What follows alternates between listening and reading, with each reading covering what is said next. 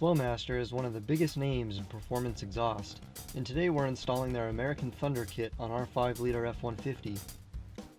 When removing the stock exhaust system, unbolt and remove the resonator and muffler, then drop them from the truck.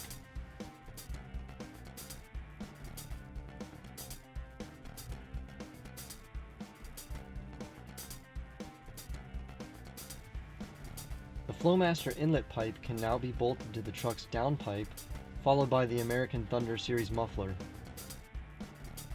Since these trucks don't come with dual exhaust from the factory, you need to add the supplied exhaust hanger to the driver's side undercarriage.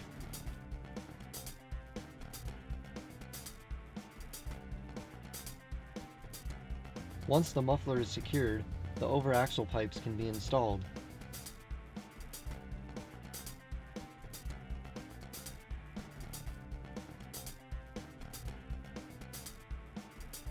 Finishing up the install on this exhaust, the tailpipes and exhaust tips can be bolted up.